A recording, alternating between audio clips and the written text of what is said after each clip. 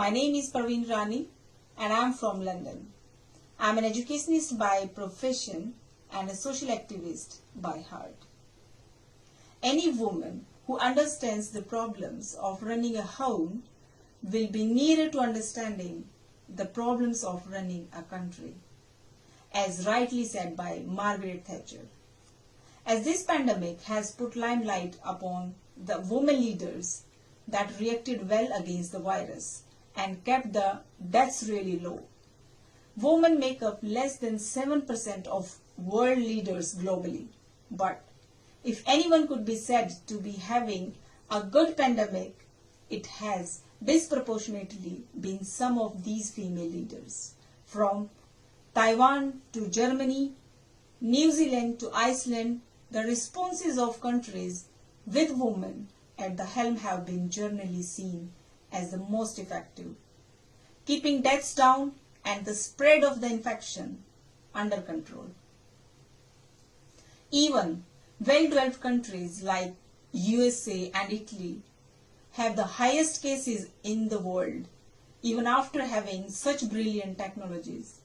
The United States, which is perceived to be the most powerful country, has the world's largest economy, but still has the highest cases and deaths in the world, despite having the money to buy the right equipments and the right medicines. Whereas Iceland and New Zealand have already declared that the pandemic is effectively over in their countries, with no community transmission in New Zealand and only a handful of cases in Iceland. The newspaper Telegraph has also compared the responses of different nations, plotting deaths per million against the proportion of tests being done per confirmed case, and 4 of the top 10 countries are led by female: Taiwan, New Zealand, Iceland, and Estonia. The countries that didn't deter in their response and mobilized quickly are the ones that did good, as regardless of the size of this epidemic. One thing that has led to success in tackling coronavirus is universal speed. Or, as the Prime Minister of New Zealand has put it, go hard and go early.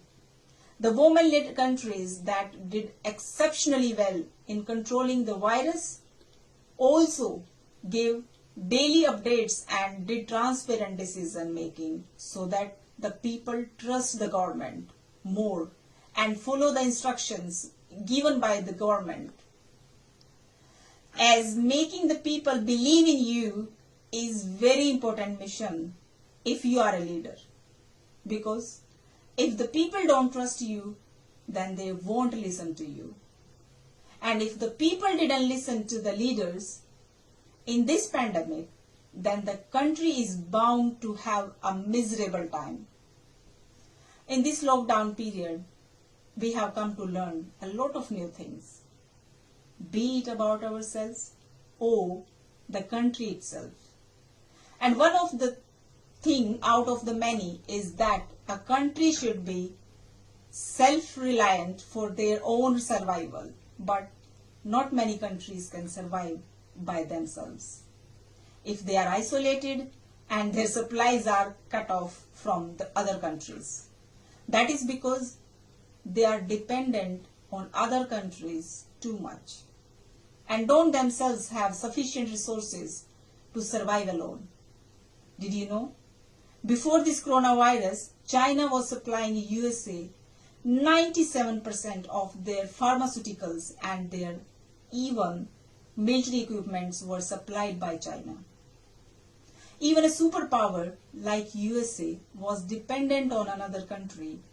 So it's not really very rare to find countries that are dependent on other countries for their survival.